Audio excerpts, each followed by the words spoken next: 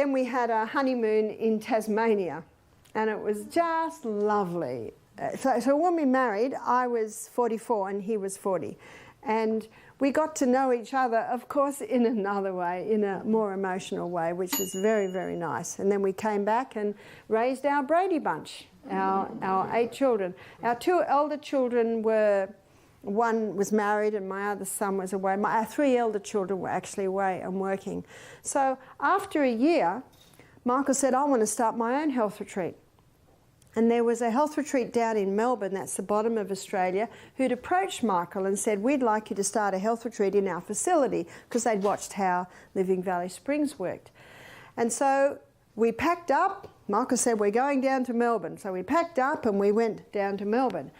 And we had a little bit of time, of course, to prepare and get everything ready. So by now, the youngest is 11. That's my son, William. And then his son...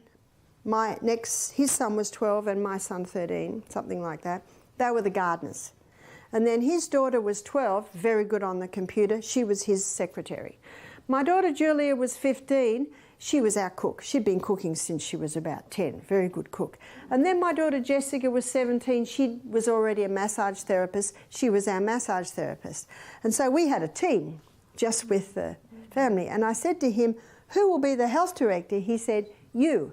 I said, oh, no, I'm just a mother that helps other mothers. You know, I had been given meetings, little meetings, so, you know, to help other mothers.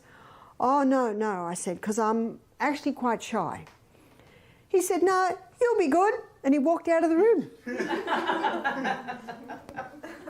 I'm so glad that our first health retreat had 1 guest. I could handle that. And I was so shy that Michael would start talking, because he is not shy.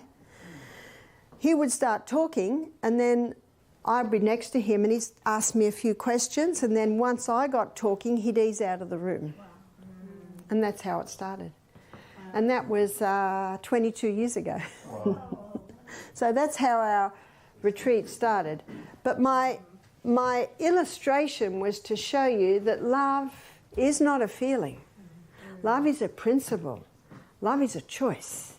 And this is where you love. See, when you fall in love with character. And how many people fall in love with their feelings? So I say to a young man, if you fall in love with a beautiful girl, well, guess what? The hair's going to go grey and wrinkles will come. And young ladies, if you fall in love with a tall, handsome, good-looking guy, well, guess what? He's going to get a bit of a tummy and the grey hair. So when you fall in love with character.